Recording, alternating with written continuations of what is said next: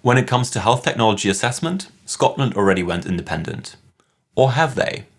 In today's video, I'll break down everything you need to know about HTA in Scotland, how to pick the right submission type, what the different pathways look like, what's really behind the PACE process, and how it all compares to technology appraisals in England. Are you curious whether Scotland truly calls its own shots? Then stick around until the end. So, who's actually making the calls in Scotland? Let's start with the key stakeholders. First up is the Scottish Medicine Consortium, or SMC, Scotland's HTA body that advises NHS Scotland on the clinical and cost effectiveness of new medicines. Within the SMC structure, the New Drugs Committee, or NDC, carries out the initial assessment of the submitted evidence. If the case is strong, the NDC recommends the medicine for use, and if the evidence isn't robust enough, then the SMC committee reviews the submission and makes the final decision. The SMC operates under Healthcare Improvement Scotland, also known as HIS, which is its parent organisation. HIS provides the framework and governance, but does not influence individual HTA decisions. Finally, NHS Scotland is the organisation that puts SMC decisions into practice, responsible for implementing recommendations and delivering care across the country. Now that you know who's involved, let's talk about how to actually get your medicine through the system. If it's your first time submitting, you've got three options: a full submission, an abbreviated submission, or an Ultra-Orphan pathway, which is unique to Scotland. If the company has already submitted the same medicine before, and more than 3 months have passed since that submission, then the resubmission is the correct route. But if the original submission was made less than 3 months ago, and the only change is a new or revised patient access scheme, or a change to the list price, then the fast-track resubmission applies.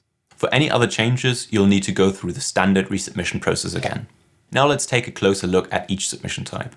Starting with the most common route, a full submission to the SMC begins with submitting the new product assessment form on one of the predefined dates published on the SMC website. The evidence is first reviewed by the NDC, which provides preliminary advice to the company. This gives the manufacturer a chance to respond, clarify uncertainties, or provide further context before the medicine is considered by the SMC. If the evidence is strong, the NDC may recommend the medicine for use. After review by the SMC executive, this advice is issued directly to health boards, meaning you can get positive recommendation without the need for a full SMC meeting. If the NDC gives a negative recommendation, the process continues. Additional input from patient groups and clinicians may be gathered through the Patient and Clinical Engagement Process, or PACE, which I'll touch on later. Once the PACE process is complete, the medicine is discussed at an SMC meeting. Shortly after that meeting, a detailed advice document, known as the DAD, is published containing the final recommendation. This recommendation can either be positive or negative, and if it's negative, the company has the option to resubmit. What stands out about the Scottish process is how fast it is compared to other markets, given that the whole process takes just 18 to 26 weeks from start to finish. And at the heart of this whole process, the new product assessment form. Let's unpack what's inside. The form is made up of 8 main sections, covering everything from registration details and product positioning to direct and indirect evidence, clinical effectiveness, economic evaluation, resource implications, and a lay summary for patient groups. Here's something interesting. Unlike England, Scotland doesn't have an explicit willingness to pay threshold. But if you look at publicly available SMC slides, you'll see that a cost per quality below £30,000 is generally considered cost-effective use of NHS Scotland's resources. So in practice, it's quite similar to NICE. If you'd like a quick refresher on cost effectiveness and how the cost effectiveness plane works, you can find it in a separate video. Just click the card in the top right corner of your screen. But what if your product doesn't need a full-blown assessment? That's where the abbreviated submission comes in. Since 2020, this faster route has been available for medicines that meet 3 conditions. They must offer similar clinical benefits to an existing treatment, cost the same or less, or have a limited budget impact and be used with the same restrictions. This process helps free up SMC resources and lets the committee focus on treatments with bigger impacts, especially innovative ones. It's similar to NICE cost comparison route, which also streamlines access for non-inferior, cost-competitive medicines. Between 2020 and 2024, about 13% of all SMC submissions used the abbreviated route, even though the overall number of medicines assessed by the SMC stayed the same. Beyond full and abbreviated submission, there's one path that's truly distinct to Scotland, the Ultra-Orphan pathway. To qualify, the medicine must meet several criteria.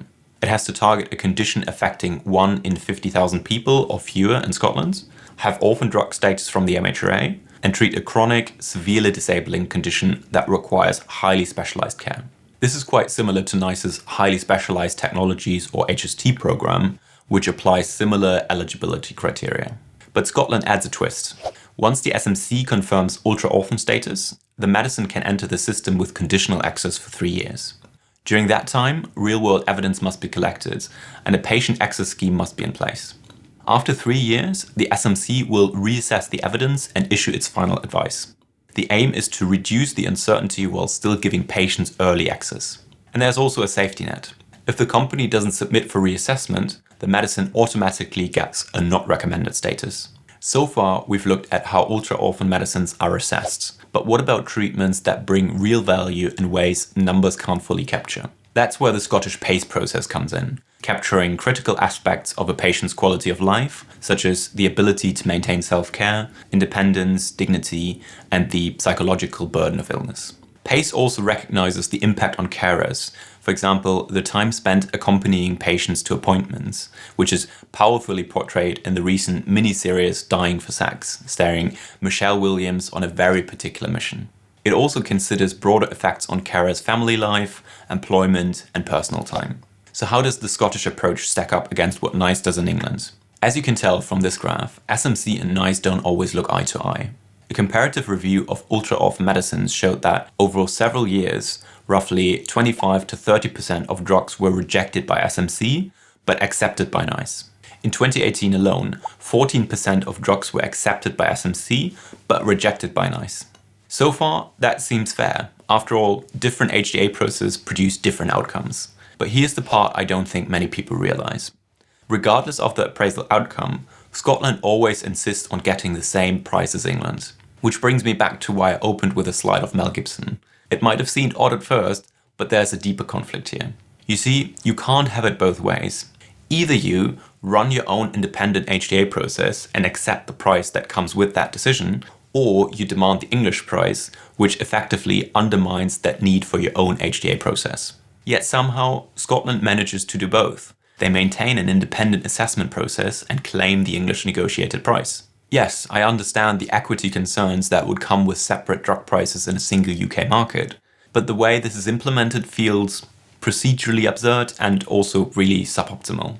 With that in mind, are you still feeling up for the challenge? If you're ready to get started on your next SMC submission, head to the video description. I've linked some useful templates there to get you started. But before you jump into the new product assessment form, check out one of my other videos.